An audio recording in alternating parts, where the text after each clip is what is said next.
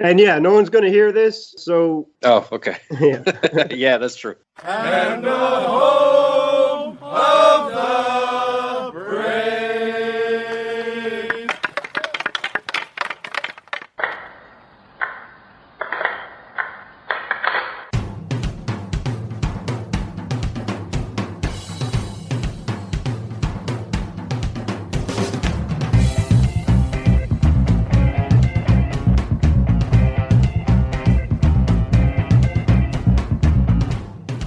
Game on!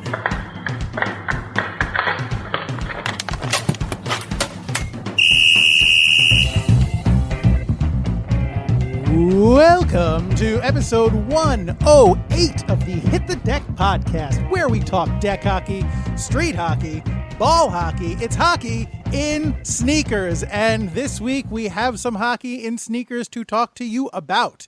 I mean, ostensibly we have that every week, but this week in particular, we have quite a bit of hockey and quite a few sneakers to discuss. If you listened to the podcast last week, which I strongly encourage, it's kind of the second part of a two-parter. This is like Avengers, what was it? The Avengers... Age of Ultron? No, yeah, I thought of that too, but no, that was two. The most recent one. The one Infinity War. Thanos. Yes. It's like Avengers Infinity War and then Avengers Untitled 4. I don't know. Whatever, they haven't announced the name yet, but whatever. You get it. It's a two-parter. Thanos snapped, and now there's another whole half of the podcast that you have to listen to and you want to be caught up on before you... Anyway, spoilers. So here...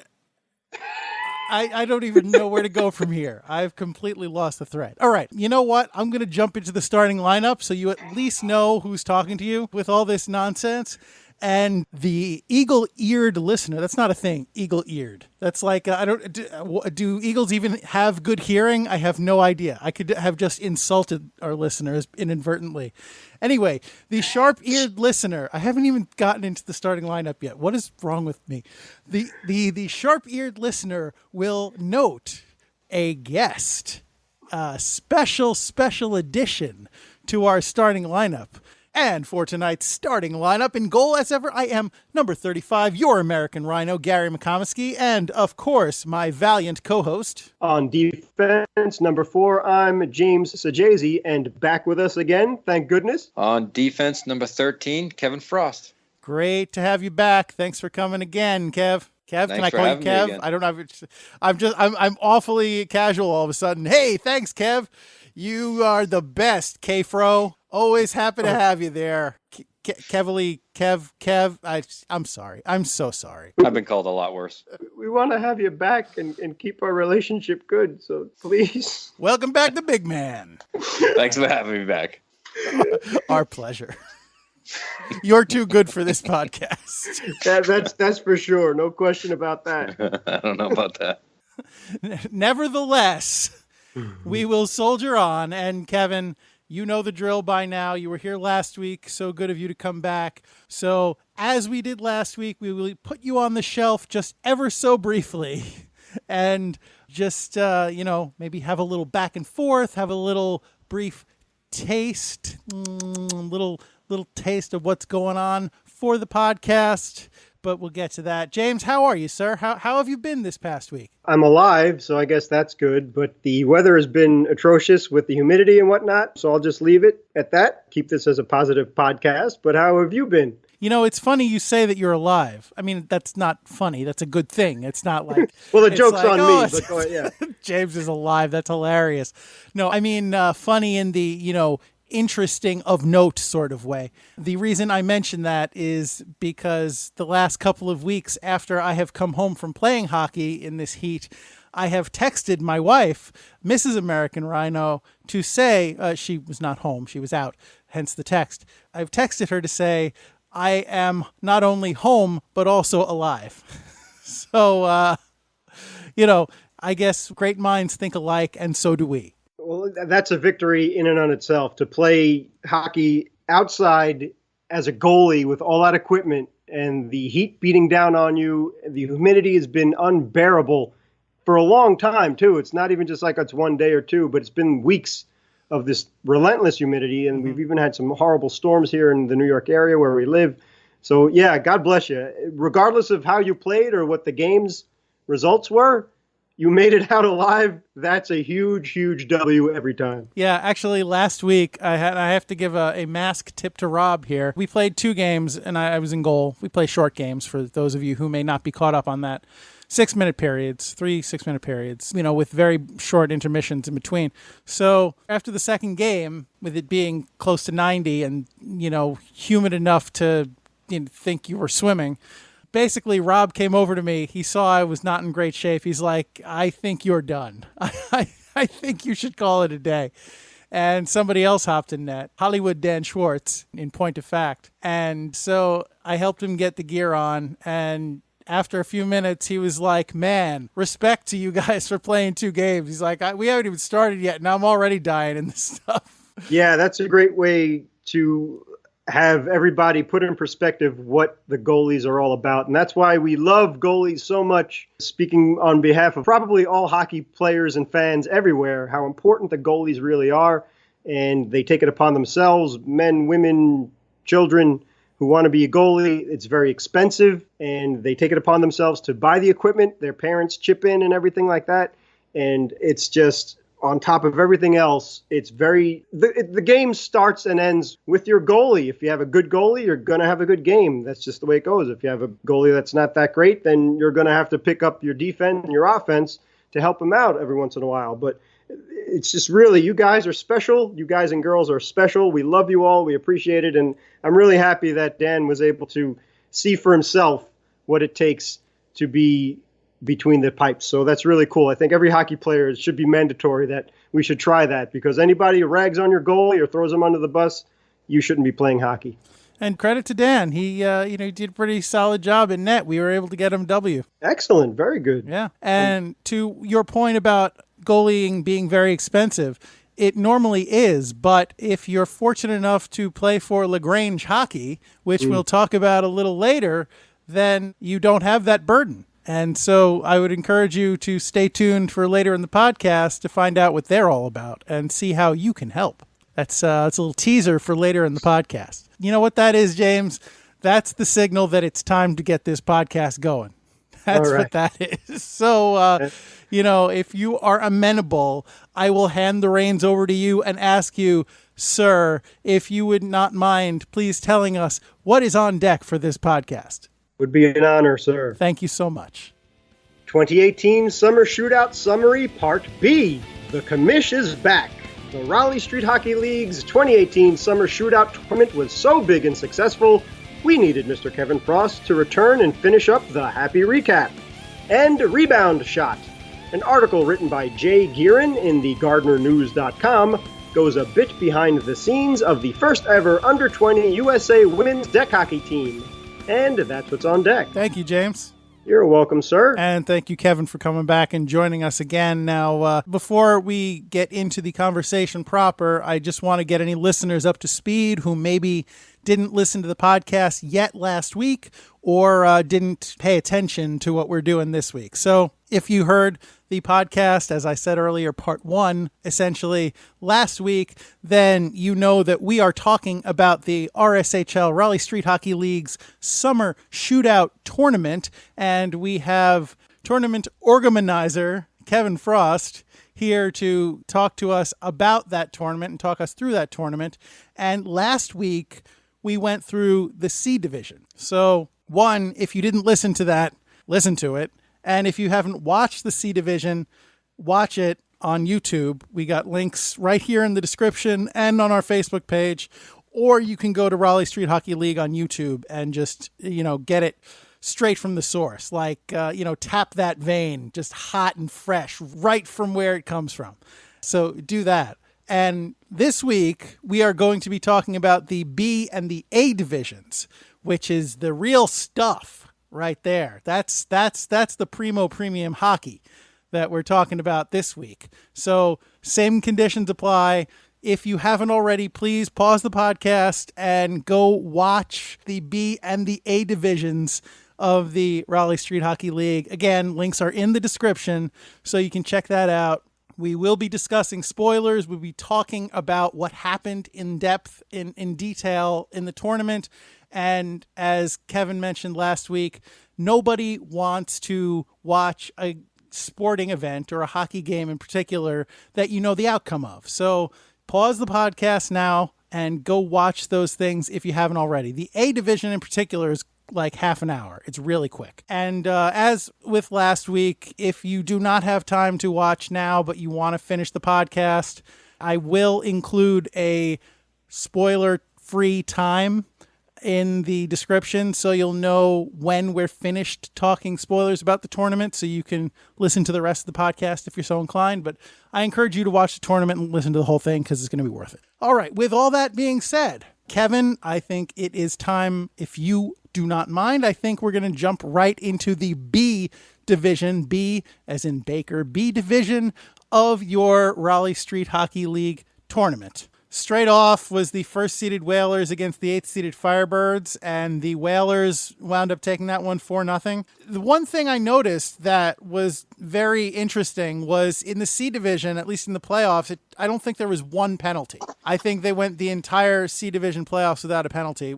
The B division, you know, it was penalties galore right from go. And if the B division played first, that's, you know, an interesting flip-flop in how it actually went on the day. But just, again, from what we saw on YouTube, the B division, in fact, all of the goals that the Whalers scored were on penalty shots. It's just, it's crazy to think. Now, was there a conscious decision to ref these games differently or with maybe a lighter touch from the B to the C or however you wound up doing it? Or did it just kind of work out that the C teams were less aggressive? I mean, there's no conscious effort to ref anything differently. I think for myself as a ref, I just call it as I see it. I don't watch the score. I don't watch the clock. I don't care. So I just mainly focus on what's a penalty and what's not, you know? So the only observation I can say from it, from the B to C and even the A, I mean, I just felt like the B division was maybe a lot more aggressive, a lot more physical, I would say. And that seemed to draw a lot more penalties. I don't know. I don't have an explanation for it because the B division seemed to be the ones that were the most vocal about the reffing or this, that, the other thing where... Oh, I've got something on that later, but please finish your thought. I'm sure you do. But the C division seemed like either they just didn't care or they didn't want to get a penalty or something like that, so they were a little more reserved about it. And then I almost feel like the A division is like they just play through things. It's almost a given that someone's going to slash their stick, so they almost like goat you into take the slash and then they continue their play, if that makes any sense. So yeah, sure. It's like the three different, you know, you can have the same slash in all divisions. Like C division is like, you know, the guy couldn't control his stick enough, so he accidentally slashed the guy. So, right. You know, it's not really that big of a deal for a penalty. It wasn't hard, didn't mean it. The B division is like the other guy that gets slashed gets mad about it and argues about it and assumes there should be a call for it. And then the A division, the guy just gets slashed and he goes, oh, okay, and then he makes a play out of it. Right. So it's like you had those three. There wasn't many penalties called in the A division either because it was like they just all played the way that they knew they should, if that makes any sense. And then C division was just focused on winning. It seemed like they were just focused on winning each game at any cost. So, but I mean, there was some outliers, obviously. But. There was just one penalty, or not one type of penalty, I guess I wanted to ask about. And I assume this is a house rule in the RSHL, but one of the penalties that was whistled down was somebody on the Firebirds was whistled for a high stick, not like clipping somebody with a high stick, just having a stick up high in the air. And so is that a penalty in the RSHL normally? Yeah, and most ball hockey, that is. There's difference when you get into the either ball hockey or deck hockey discussion. There's two different versions of that, but the one that we use, the ball hockey rule, is shoulder. So in the RSHL, it's always shoulder. It doesn't matter if you play the ball or don't play the ball or don't mean to. I love that one. I was like, well, I didn't mean to high stick. Well, that doesn't matter. It doesn't change the fact that you still get a penalty. But yeah, if your stick goes above your shoulder in any fashion, unless you're calling for the ball or taking a slap shot. So if you're winding up and taking a slap shot, you're not going to get called for it. If you're calling for the ball to let somebody know and you're obviously on the other side of the rink and nobody's near you, you're not going to get a call. But if you're in traffic, you know, or near somebody and then that stick comes up over your shoulder, it's an automatic call. So the onus is really to make sure that people aren't randomly getting hit in the face for no reason. So you really make sure that you keep your stick down. A lot of guys don't wear cages because it's not ice hockey, so you don't have to worry about a puck taking all your teeth out. So a lot of the guys don't wear a cage or a visor. So we really make sure that those sticks stay down. So yeah, that rule carries over. And some people are used to it and some people aren't. I tend to see it happen with lacrosse guys. Okay. Because whenever guys that play lacrosse, their first instinct is always to put their stick up and catch the ball, right? So a lot of guys, that we get in the RSHL will be shaking their head like, oh, yeah, I play lacrosse. Sorry. That is a good explanation. Thank you for that. Sure. All right, so now we move on to the next B Division game, which was the 3rd-seeded Storm against the 6th-seeded Jesters. What was that? Did you guys just hear something just now? Lou. No, I'm here. I'm definitely hearing something. Lou. Oh, friend of the podcast, Lou Harverton, played for the Jesters. That's what that is. That's correct. That is okay. That's where that's coming from. I get it. All right. Yeah, I don't. So this was Jesters Charlotte versus the Storm, who was the Wilmington squad's B Division team. Mm-hmm. Yeah, I don't have anything on that game, really. It was a well-played game. The Jesters lost, actually. I just like saying Lou. But actually, I do have one thing, and it's something that I can sympathize with. It seemed to me that the Jesters goalie really got shook at the end, or towards the end of the game, where he gave up a goal that he wanted back, and then his confidence got a little rattled. Maybe he got a little distracted, and he gave up 2 or 3 more goals in quick succession. And that happens to you sometimes. It's really unfortunate when it happens in this kind of situation where one game is everything. So I feel bad for that goalie, but I think that was a much closer game than it looks like on paper. Yeah, I would definitely agree with that. Unfortunately, that happens. The Storm was a really good team.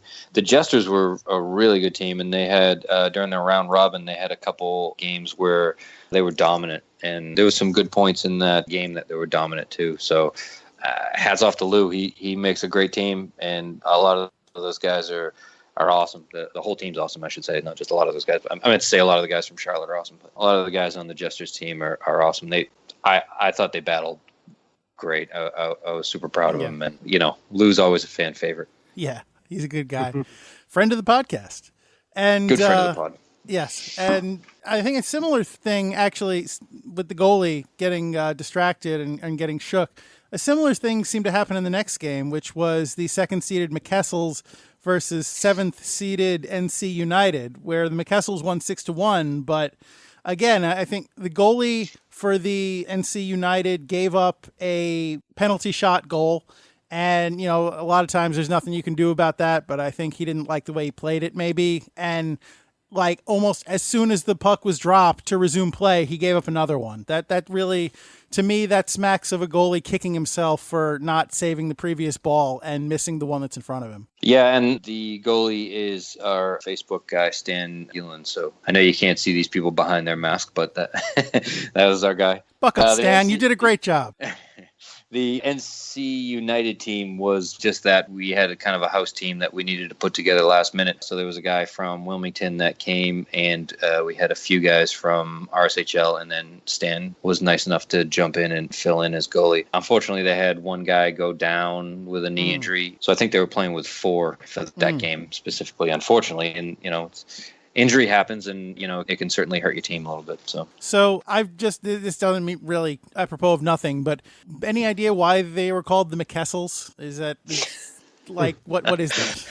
I can only imagine, but they're another RSHL team. They were the McKessels for the Ironman that we just had. So not sure where the name came from, but Phil Kessel, something, some play on Phil Kessel or something. No idea. Okay, that's fair. Pretty close to your name too, yeah. I just thought I'd ask. All right. Well, the next game was Ball of Duty, 4th-seeded Ball of Duty versus 5th-seeded Panthers. the other Panthers, because there was one in the B and the C division, which some arrogant podcast host may or may not have called out on a previous show for some reason. I seem to remember something about that. But Ball of Duty won 4-2, and credit to them. But really, the only question I have on this game is, I know that the clock stoppages were to the referee's discretion. There was an injury at one point, and I've noticed for previous injuries, the clocks do seem to stop, but this one it didn't. I'm just wondering how you determine whether or not you should stop the clock in that kind of situation. It could have just been an oversight. We had a scorekeeper that works at the Sportsplex helping us out, and he wasn't all that attentive good about. Okay. I guess that would be the nice way to put it. So there may have been a miscommunication there. He wasn't that attentive when it came to watching the plays. So I can't specifically remember that play, but if somebody was going to be down for a long extended period of time, then we'd stop the clock. If it looked like they were just down and they were going to get back up, then obviously you just keep the clock running. All right, fair enough. Thank you. So the next game was the first-seeded Whalers versus the third-seeded Storm, which was a pretty close game throughout. And I think this was another situation where, people were getting very physical towards the end in a close game, and it seemed like the refs were letting them play a little bit. Maybe letting some stuff go that may have been called as a penalty earlier in the game. It, just for me watching it, that's how it seemed to me. I don't know if it was a conscious effort on your part to do that, but again, I don't know if. Well, you yourself said earlier that it doesn't matter what the score is or what the clock is, you call it as you see it. But I wonder if, in that situation, maybe not that you don't think a penalty is as important in that situation, or maybe it's more like, things are happening so fast and both teams are just trying so hard to score and not really paying a lot of attention or making a big deal out of penalties. Maybe that kind of contributes to why they weren't called, or a couple of things may not have been called late in the game. Does that what I just said make any sense? Yeah, I could see how it would appear that way. Obviously, it's a lot easier to referee when you're watching the video. Of course, and that's that's with any sport. Yeah, certainly. These two teams had some history too. They played in the round robin. The Whalers are from RSHL, and then the Storm again was from Wilmington. And during the round robin, the Whalers had beat the Storm 4-1. Both teams were really physical. The Whalers are a very physical team. The Storm took exception to some of the physicality. One of the guys on the bench had told me after that they were under the impression that it was a no contact tournament, not a no checking tournament. Okay. So they got a little hot under the collar when there was some, incidental contact or, general contact that happens out there when you're battling. As far as this game, I wouldn't say, we didn't put the whistles away or anything like that. But again, things are going on so fast that you have to make decisions on the spot right there. And, when it comes to playoffs and even when it comes to tournaments, you really don't want the referees to determine the outcome of the game. It's almost like the NHL playoffs, right? So you'd rather see, and I know this is debatable, everybody has their own opinion, but I think you'd rather see the teams just battle it out and see who wins. So, and that's when if the referee is always determining the outcome of the game or giving an advantage to another team, then that's when things can kind of get out of control. So generally, when you go into like the playoffs and stuff, and especially some of the things that happen later in this tournament, you want to make sure that everyone gets a fair share. So for me personally, as a ref, if an incident happens, I go through kind of a checklist. And the first thing is like, did it impede the player from making a play? Mm-hmm. So if there's a little tap on his stick, did he still have possession of the ball? Yes, he did. Then you move on to, well, could he have been injured? So did he get slashed in the hand that would have caused him an injury? If I check no on that, then there's no reason to call the penalty. Mm-hmm. Everybody's just playing hard, right?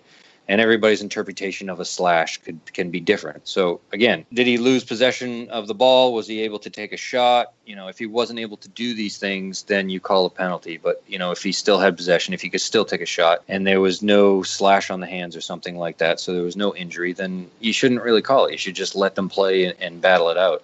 So the difference being some teams are more physical, some teams aren't. So teams happen to be the most physical out of the group, I would say arguably out of the tournament, and they had some history, so they were clashing together again. We just want to make sure that everybody's safe and everyone gets an opportunity to score. So, I watched the video again. I didn't see anything that I would have called differently, I don't think. All right. As a ref, you always second guess some stuff, and you want to make sure, it's a hard thing. But in my head, if both of the players had something, then I'd rather call both players than just call one player. So that was kind of what happened. So if there was a penalty that happened and the guy retaliated, then I can call them both and I can feel good about myself because I penalized them both instead of, one or the other. So. All right. I just want to be clear. I'm not trying to criticize your refereeing specifically. I wanted a general sense of how the game is called. That's all. Feel free to criticize. I don't have a problem with it. I'm only human and I can only call things as I see them. So I don't normally ref tournaments. Mm-hmm. Being a tournament director, you don't have any input on how any of the games could happen, especially with a lot of the teams from my group. But again, unfortunately, I had to ref, so these things come. And it's easy for guys in the RSHL to understand that I'm not biased and I don't care about the outcome of the game. As a tournament director, I want everybody to win. That's the weird part is like I don't... You want everybody to have a good time, and you want everybody to win. Like, can all 8 teams win somehow? You know what I mean? But it's just not the case. So, it is what it is. So you're a referee, so you're always going to be wrong. It doesn't matter which side. You're going to be wrong by one of the guys, right? So it's one of those things that you just have to learn to live with, and you make the call, and then you move on. So long story short, I call it as I saw it. So.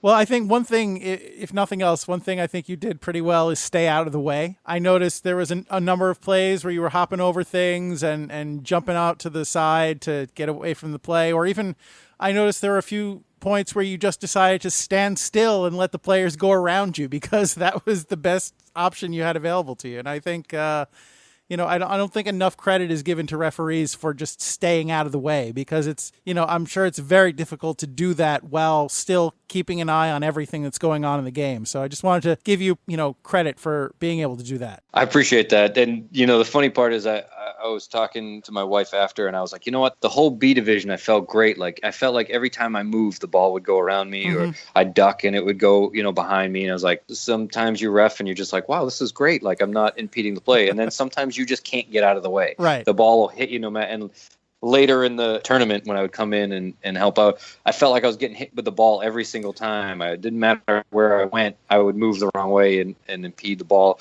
or run into a player or something. So it was like, it's either one way or another. There was another ref who was on the other end of the rink, and I remember watching him, and it seemed like every time they would wrap the ball around, it would somehow hit him. Like he saw he would see it every time, and it would still hit him no matter where he moved. So I was kind of getting a chuckle out of that. But yeah, that's part of the thing that people don't understand as a ref is you're trying to get out of the way. So, you can't watch every single play and referee at the same time and still get out of the way. So sometimes you just have to stand there and be like, well, I got to watch the game. So if this hits me, it hits me, I have to sit here and watch this game because that's more important. So, yeah. But, sometimes you can get out of the way. There was one play in particular, I don't remember which game it was in, but I remember there was a couple of guys that were battling along the boards and you were kind of stuck there. And Daniel on commentary called it out like, oh, Kevin Frost just kind of getting pinned in by the play there. There's times where you don't have anywhere to go. Yeah. All right. Well, we were talking before about physical play. Speaking of physical play, a very physical game was the next game, which was the number 2 McKessels versus number 4 Ball of Duty. And that game was eventually won by Ball of Duty 3-2, but that was a very chippy game. And I alluded before about how I had some things to say about guys chirping about non-calls, and this was the game that I was specifically alluding to, because there was one play in particular where I guess one of the Ball of Duty guys thought that they had gotten hooked or slashed or something, and he wouldn't shut up about the non-call. He you could hear him just during the course of play ragging on the refs and dogging them. And then, a minute or two later, it wound up costing his team a goal, because that's what happens. When you don't focus on the play, you're going to get burned. And I think that's a lesson to anybody who's listening. This is something that I try and kind of live with as a kind of mentality for me as a goalie. Don't worry about what just happened. What just happened, you can't change that. If you really need to address it later. Right now, just worry about the play in front of you and just go from there. don't keep harping on it and don't keep making it a thing, because that is only going to wind up affecting your game negatively. It's been my observation that the people who complain the most are actually referees. So he is a referee in our league, and I don't know. That's just been my experience through hockey. It's like not just our league. I've seen it in ice leagues and everything. All tournaments I've gone to, it's like the guys who are refs and players seem to complain the most. It's like, you know how it is. Why are you complaining that much? I feel like I'm the other way. I'm like, I can't yell at this ref. No matter what he did, it's like, well, I can be in it. So you get both side, I guess, in the referees. It's like either the guy who's like, yeah, I've been in his shoes, I understand, or the guy, how come you didn't call that? I would have called that. It was like, well, yeah, but I'm not you. So, and I actually went back because I remember that play because, of course, we had to explain it to him. But during that play, I got screened from what had happened. Somebody had come in front of my line of sight, and there was another referee that had clear sight of it. And he just waved it off like, it was a non-call. And honestly, I didn't see anything. I was like, well, I only saw the aftermath. I saw the complaining. I can't call a penalty on complaining. I have to call a penalty on what I see. Yeah, of course. And so, yeah, we had a conversation about that after. But I was, I mean, watching the video, it could have been a penalty. It could have gone either way. You could have called it a penalty. You could have called it, incidental contact, whatever. I think referee's discretion. But just the fact that he wouldn't let it go, like I said, I think it cost his team, and I think that's a lesson. And I'll get down off my soapbox now. No, and then the opposite devil's advocate of that is that, he feels like that cost him a goal because he didn't get a call, So there's both sides of that. Like, you're like, well, you cost your team a goal, but now he's thinking, no, I should have got a penalty. So, it depends on what side of the argument you're on. I've always been on the side of just play through anything. I'll play through anything. If someone trips me, I'll just get up and keep playing because I could care less. That's the referee's decision to make that. It's not mine. I'm not the referee, so it doesn't matter what my opinion is, right? If I'm out there playing and I get hacked and slashed, it's not my opinion if it's a call. It's his. I can't call a penalty on someone. So what does it matter? Just take your slash and score a goal. Like, oh, you want to slash me? Well, I'm going to go score a goal on you. How do you feel about that? Yeah, like I said, that game did get very chippy, especially at the end. Was there any bad blood between those teams going into the game, or was it just something that evolved over the competition of the game? Well, again, they're both RSHL teams. So, when you get that, there's always a level of competition there. I think everybody knows each other. So everybody knows who's chippy, who plays a little rough. So yeah, I think you get a little extra. There's a little more on the line when you're playing an RSHL team that So, I think that was just something that had evolved. Okay.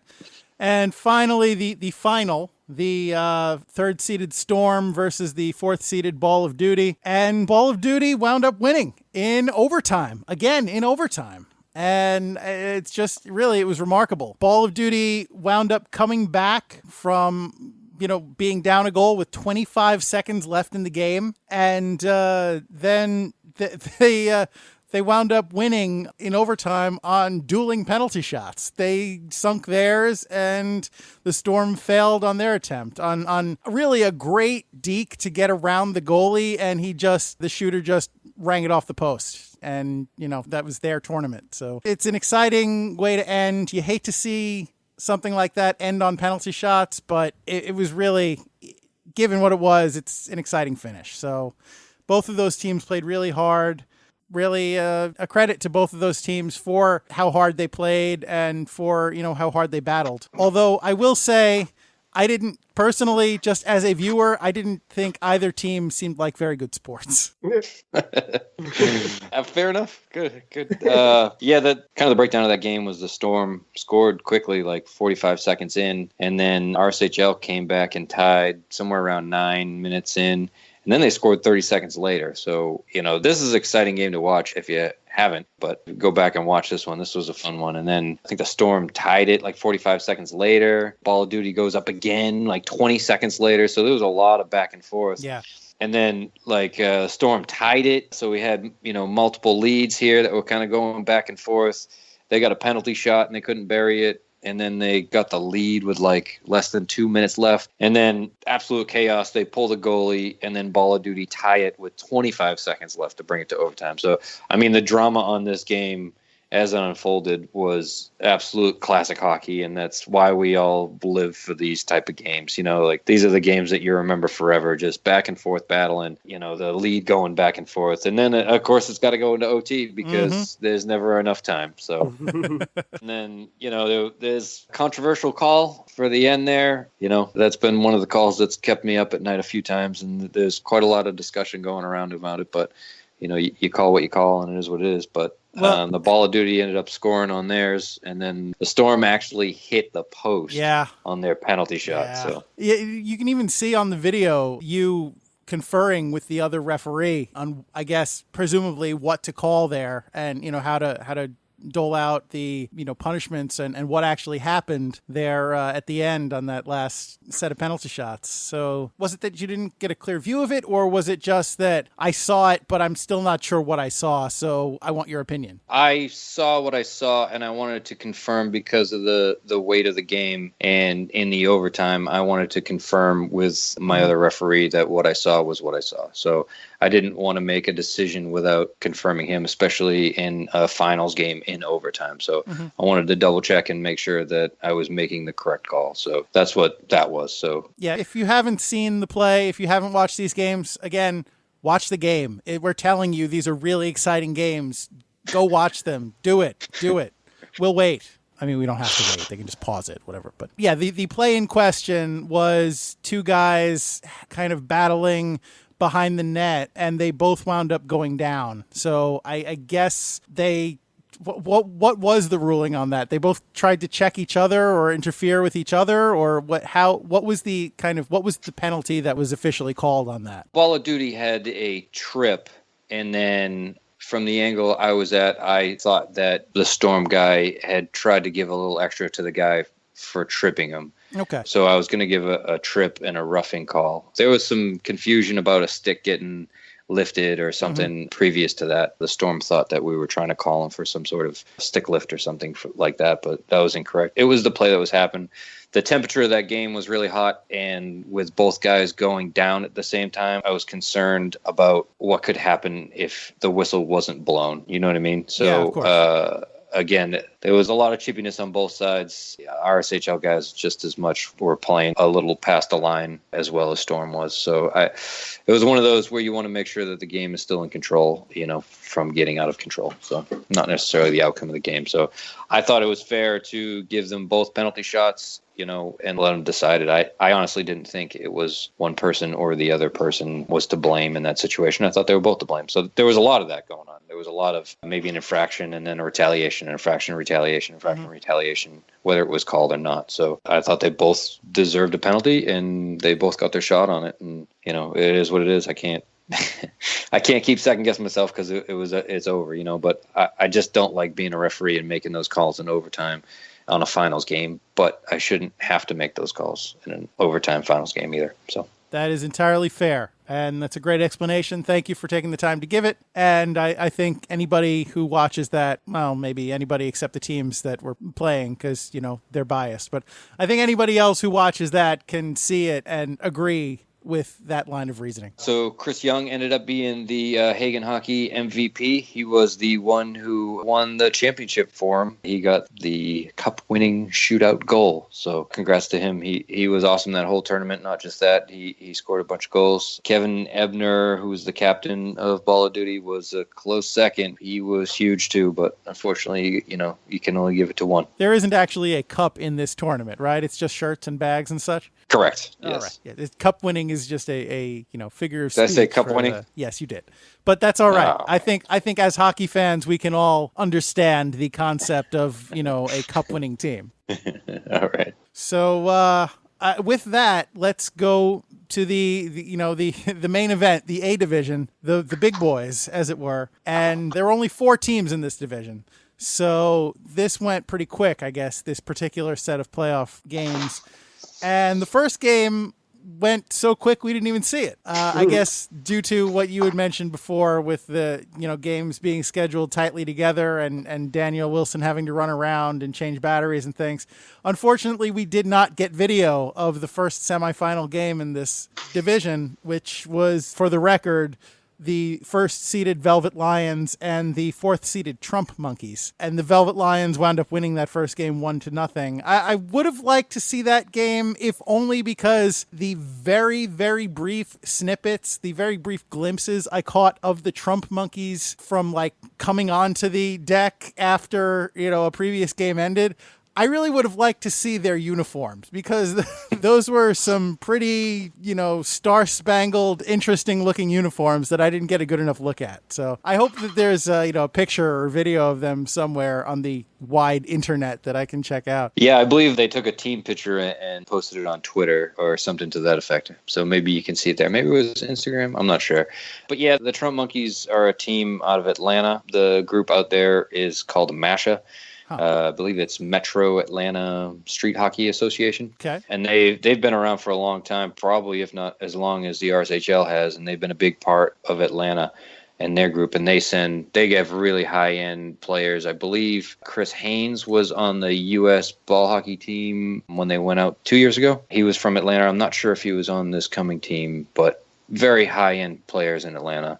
Every time we've seen them, they just have phenomenal players. So this was actually one of the first times that they've come out to one of our events. The captain, Dave, apparently his team for Atlanta for MASHA is the Trump Monkeys. So they already have those jerseys made. And I believe it's some sort of picture of Trump giving the thumbs up. There's some bald eagles in there somewhere. There's a lot of American flags and stars and stuff. As you do. So you don't have to tell me. And then I believe he's also the owner of a drink company called Electric Monkey. Oh, so he has like a cartoon monkey with Trump's hair on it is on the sleeve, I believe. Gotcha. All right. Well, that makes sense. That tracks. All right. So, scout Instagram and Twitter for the Trump Monkeys. So that being said, the first game that we got to see from the A division was the second-seeded Thunder and the third-seeded Harks Place. And the Thunder won that game 2-1. And I've got to say, what struck me about, this game, I guess in particular, but really all of the A division, I don't know if it's just a matter of, the people in their prime are just by default the best teams, but just watching the guys play and the pace of play, the A division teams just seemed, and this game in particular seemed, bigger and maybe younger. But just something about them, they seemed more, I guess, filled out, more like, muscled athletic dudes running around out there. Just my impression. I don't know. Yeah, I mean, a lot of those guys are the tournament guys that travel around. So they take ball hockey very seriously. They take their health very seriously, and they want to be the best. So they're usually really upper level ice hockey guys too. Mm-hmm. So that's a lot of it. A lot of them played college hockey and kind of moved to ball hockey or played both. So these guys are really high-end players, and they take this stuff seriously. So they're all in pretty good shape. They're all big guys. So so the Thunder is the RSHL travel team. Mm-hmm. The Velvet Lions are a group out of Philadelphia run by a gentleman, Steve. He actually used to play for the RSHL for a short amount of time and then moved away. So he's still good friends with us, and whenever Thunder goes up north, he'll usually jump on a team to help out a tournament team. And actually we had one of our RSHL guys, Steve Marino, kind of subbed in because they were short a guy. So they had some Philadelphia guys, and then they had an RSHL guy. The Harks Place is out of Pittsburgh, and their captain, Chris Thompson, he actually moved down last season and took my place on my team as defenseman while I was injured. So, but unfortunately, he had to move back up to Pittsburgh because he was a phenomenal player. But we had got in contact with him, and he put a team together and came down. So A division had 4 teams: Philadelphia, Pittsburgh, Atlanta, and then RSHL. So it was great to have teams from all over, representing their best. It was great. And the other thing from this game that kind of hit me, this is really cliche, but I guess the axiom proves true. Defense wins championships. Like, the Thunder really played some great shutdown defense in this game. And I think that it was such a close game. I think that was the difference, because Harks Place really it seemed like they had trouble getting anything going. And, the Thunder just needed to score those 2 goals, and they're off to the races. So, credit to them for playing well on both sides of the ball. fall, I guess. Yeah, it was great. Brian Hooks is the co-commissioner of the RSHL, and he pretty much handles all the tournament teams and tournament team and getting them out there. So he was the taller gentleman on defense, and he's just a shutdown defenseman. He's got a big wingspan and a hell of a slap shot, and he's a great guy, and he's a great player. So having him, and then their other defense was really good. And then not to mention goalie John Cowan is he's a world-class goalie. He's played for, I think, Bermuda and Canada in some World Ball Hockey Championships and stuff. So there's a lot of pedigree on that team.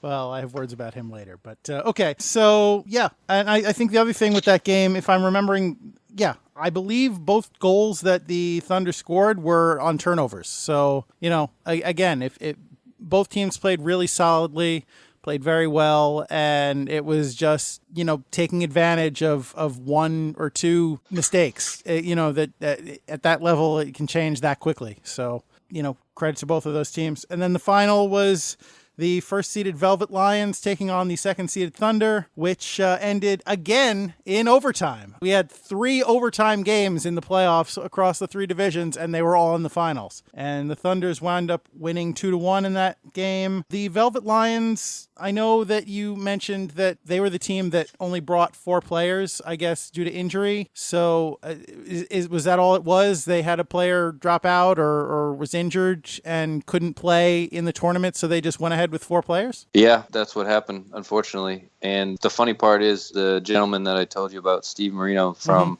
RSHL, was the one to score the first goal for Velvet Lions on his RSHL, teammates. When the Thunder travels, he's always on the Thunder team. So it was pretty bittersweet for him. He still catches a lot of flack for that, I'm sure. But now there was one question I have, and this isn't, again, it's not to nitpick or contradict any of the refereeing, just more of a general question. There was one play in this game where I've watched it back at least 10 times, 10 or 15 times, and in slow motion, whatever, I still can't figure out. There was one shot that I couldn't tell, looked like it might have gone in and out, or it could have just hit the post, but it was so fast, and the ball was orange, and the crease was a similar color as was the goalie's jersey. I really couldn't track the ball very well. It was called no goal on the deck, and everything kept going. But I just wonder, I use that as an example. I wonder, have you ever run into a situation with the, videotaping all of these games or many of these games where a referee will make a call on the deck in the game, and maybe it's a, kind of a critical call, and then down the line, the video gets posted and it looks like there may be evidence to kind of refute what the referee decided. Has that ever, I know that happens in professional sports all the time, but I'm wondering if there's ever been a situation in the RSHL where that's kind of come back to, not to haunt you, but, come back to sting you a little bit, or if, anyone's made a stink about that kind of thing. Yeah, a few instances come off the top of my head, but the particular one you're talking about, I don't really recall, but again, we don't have the luxury of instant replay or Toronto, checking our backs or anything like that. So we got to just go with what we see. I can remember one particular. There was an offsides that was really offsides, and it ended up being a goal. And everybody was complaining about offsides, but the refs didn't see it. So, it's one of those things where, you're a referee, so you can't watch everything at the same time. You have to constantly be looking at different things. You constantly have to make sure there's only 5 guys on the rink, or 3 in this case, because everybody tries to sneak in an extra guy here and there. So, I mean, there's been a few where we've been able to go back and see, a mistake that was made, and then you just learn from it. So, I mean, that's the only thing you can do at that point is, the game's over, but you just got to learn from it. Yeah. And then my final thought, and it's your league. I don't want you to get in trouble with anybody, so you can feel free to just stay silent on the issue or what have you. But, pedigree or not, my observation was that goalie Cowan was kind of a huge jerk. Just based on the way he was showboating and carrying on and rubbing things in people's faces when they won. So, I'm going to say, poor form, dude. Don't be that guy.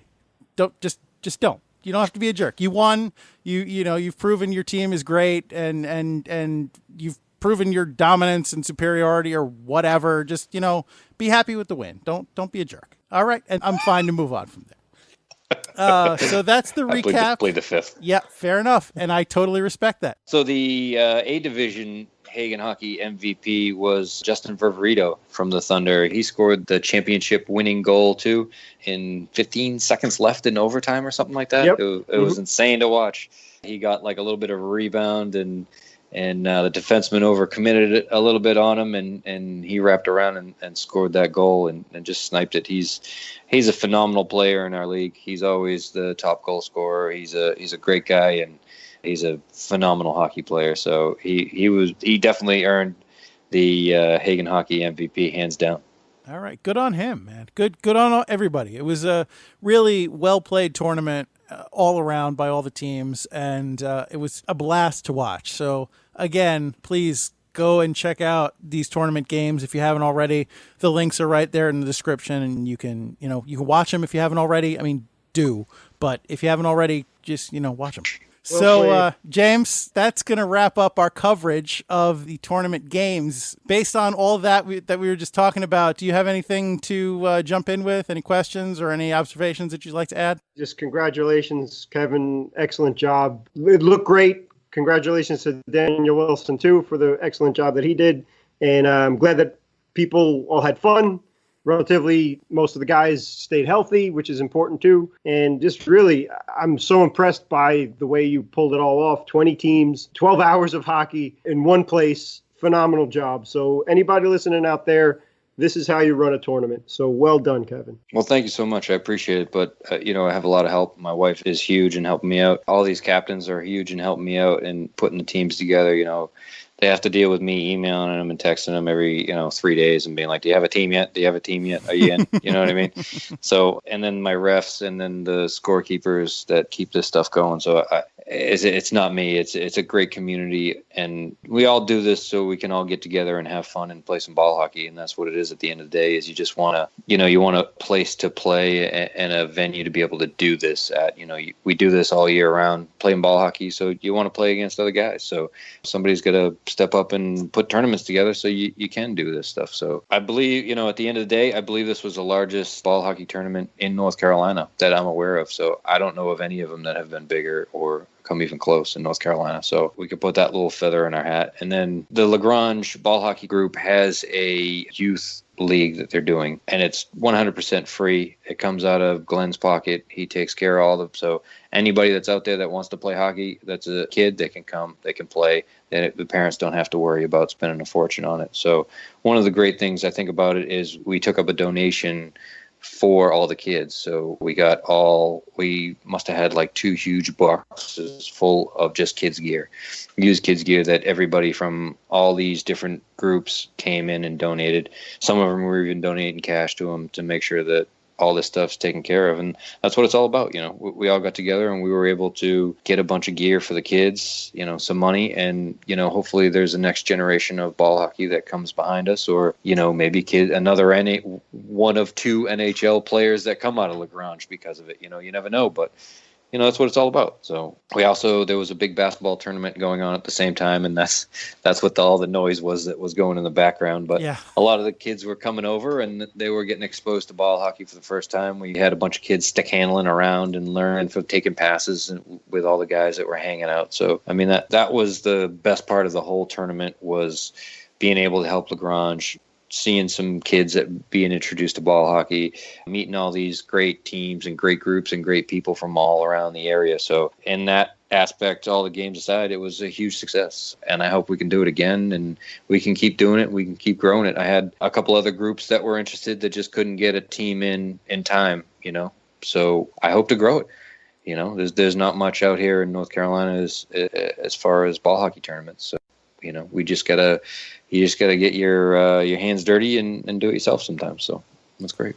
That's all great stuff. And I hope that one day we'll be able to get down there and hang out with you for one of these down the road. But in the meantime, Kevin, where can we find RSHL on the internet and, social media and whatnot? Simple. We're RaleighStreetHockeyLeague.com. On there, you can find all our social. We're obviously on Facebook And then we're on Twitter. It's Raleigh ST Hockey, or at Raleigh ST Hockey. And then YouTube, you can just search Raleigh Street Hockey League. We'll pop up, and you can see all these videos. You can see the videos that we do for our league. You can see past tournaments. We got a lot of stuff on there, and Daniel Wilson does a great job. So give us a follow, and we're trying to live stream some games here and there. Just keep pushing the game for everybody. Well, thank you, sir. We really appreciate you taking the time to come on the pod and talk to us about it. Thanks for having me on. I appreciate it. Yeah, you're welcome back anytime, man. Thank you so Thank much. All right. Well, we'll catch you next time then, Kevin. Good luck with everything in the RSHL, and keep us posted. Yeah, absolutely. That was sensational. Thank you so much to the commissioner. And again, I hope everybody enjoyed that as much as we did. Excellent job, American Rhino, for the amount of work you put into that. It's like you worked almost as hard as Kevin did himself on the tournament with all the research and watching everything, and an excellent in-depth recap on both your end and Kevin's too. So I hope the players involved all enjoyed it, and it was really did justice to the greatness that the tournament was, the Summer Shootout. And again, yeah, LaGrange hockey, that's something really special. So definitely support those guys. Hearts are in the right place. This is what this podcast is all about, is promoting hockey. They're taking it a whole step further. Mm-hmm. So God bless them. Keep it up. And great job for everybody involved with the 2018 Summer Shootout. Yeah, and the commish, that wasn't Michael Chiklis. That was like the Shield, right? What was the commish? No, that was his first series, yes. Were they both Michael Chiklis? Yes, they were. Oh, okay. I didn't watch either of them. I just know by reputation. Honestly, my most, the thing that I associate Michael Chiklis with the most is he had like a very short-lived television show where him and his family had superpowers somehow. I don't even remember what it was called. Like My Super Family. No, I don't think that's what it was. But anyway, yeah, that's what I know him from. Also, he was in that bad Fantastic Four movie, right? Yes. Actually, I should be more specific. Probably. Yeah. It was anything but fantastic. 1 and 2. I think 1 was Rise of the Silver Surfer was the sequel. And just take it for what it's worth. 20th Century Fox or 21st Century Fox, whatever they're calling themselves now. Disney? When they got their... Yeah, well, they're calling themselves Disney now. Yeah, well, way back when, in like 2007, I think, when the Silver Surfer movie came out, they just didn't do anything in casting except take people from other Fox shows in the past or FX shows. And that's why it was so miscast, that it was very lazy. And thank goodness that Marvel has their characters back. I hope they'll get Fantastic Four as well to truly make a fantastic movie. But yes, that's Michael Chiklis' career in a nutshell. And no offense to the actor. I'm sure he's a wonderful man and not his fault. He's a great actor. So we could all agree on that. But it wasn't his fault for being miscast as the Thing. The show was called No Ordinary Family, and it ran for 1 season of 20 episodes. Well, I hope you win a bet with that, because that's pretty cool knowledge. I watched it. I enjoyed it for the most part. I mean, it wasn't great, but it was good enough for me to watch. Now, granted, most of you don't know me. You know, statistically, you, the listener, don't know me personally. And, you know, that's not really a metric that you'll be able to judge whether or not it's worth watching for you. But, I mean... honestly, James and I have probably spent more time talking about this show right now than most people talked about it when it was on the air. So that should give you an idea of why it only lasted 20 episodes. But still, it's worth mentioning that Michael Chiklis was in it, I guess. So now we'll get back to what we really know, and that's DEK hockey. Oh, right. We turned into Siskel and Ebert there for TV for a second. Yeah, okay. Maybe in the future we'll have a podcast about a TV show or two. Who knows? Yeah, we'll see what happens. So in the meantime, as we were saying before, and we referenced this back in HTD's 104 for the prep of the tournament and 105 for the recap. Again, the American Rhino did an excellent job with that. But about a month ago at the recording of this podcast, the under-20 USA women's DEK hockey team, first ever, competed in an international tournament. And there was an article written in the Gardner News, I believe it's in Massachusetts, about a couple of local players who played on that first ever team. The Gardner News, is that a dirt sheet? I don't know. I just did a search on... I have no idea. I know Gardner News. But... is that a dirt sheet? Oh! Yeah. Carry on. So 2 local young ladies one by the name of Jordan Pond, who's 14 years old, and her teammate Stephanie Caban, I believe you pronounce her last name, 17, both from the Massachusetts area, sat down with Mr. Jay Gearin for an interview, and they talked about the significance of being on the first ever under-20 women's team and the excitement of competing internationally for your country, the USA, and being a part of the first ever team making history was pretty amazing. So they sat down and talked about their experiences, and it was really tight. There was only 5 teams for the women, and obviously the Czech Republic, as we said. Again, if you want to listen to the podcast, you can hear all about what the results of the tournament were, but it was really very brief. It was only a few days around the 4th of July, as a matter of fact, when the tournament took place, and teams beating up on one another. So maybe the record wasn't great for Team USA, but they did accomplish a lot, and they played their guts out and did really well. And Jackie Spiegel, friend of the podcast, was there as a bench coach and helping out the team. And I think, if anything, it was a success overall and an excellent stepping stone for the future. And the ladies thank DEK hockey for all of it, because they do play ice hockey and or roller hockey. But as Miss Pond is quoted as saying, she said that DEK hockey is a good way to keep practicing some of the skills that cross over from ice hockey. That's something that the American Rhino and I agree with and try and convey for people curious about DEK hockey or trying it out. And she also said with DEK hockey, she keeps her stamina up by running, which is really important. As a matter of fact, I've even heard that the great one, and at the recording of this podcast, it's the 30th anniversary of that trade when he went from Edmonton to LA, but that's for another podcast some other day. But he said one of his routines was he would do a lot of running just to build up his cardio and his stamina. And when you think about it, I mean, hockey, skating, it's so exhausting, and they're on stationary bikes and all that stuff, but you do have to stay in shape all year round. And one of the things that they do is they'll play soccer or they'll run, like the American Rhino is very familiar with long distance running and things like that. So hopefully that helped you with your breathing techniques and keeping your stamina up in between the pipes too. I mean, I ran in high school and I wasn't very good at it then. So I'd love to take credit for that, but I think any cardio benefit that the running gave me then, has long since dissipated. But believe me, I wish I could do more running now, and I have bad knees, and it's proven a problem the last couple of times I've tried. But yeah, that's definitely a great way to get your cardio up, and I would love to have better cardio. So I don't necessarily agree with you that it's helped me in that way, but I do agree with you that it is a great help, and it is beneficial and is encouraged. Yes, and as another note, for Gary and I, we're stuck in the city, so there's way too much concrete and asphalt running around. The irony that we're talking about DEK hockey here as well. But if you're running and you're working out on a daily basis, running on concrete is one of the worst things you could possibly do, because it's going to hurt your joints from your lower back all the way down to your ankles. So I'd recommend, if you do practice when you're not playing DEK or ice hockey or anything else, try and practice on a spongy surface like a track or grass, if you're near a park or something like that. And hopefully dogs haven't done their business there, and you can go from there. So just be easy on your joints and things like that, and you'll see how much better your game will improve because of it. Yeah. And if nothing else, you'll be in shape. So even if it's not a tangible benefit for your hockey game, which it will be, but even if it's not, it's good for you.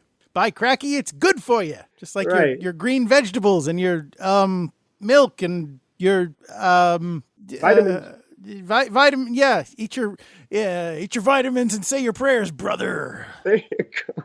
And the advice from Hulk Hogan ends there as well. But well, let me tell you something, Mean Gene. Do as I say, not as I do, brother. Amen.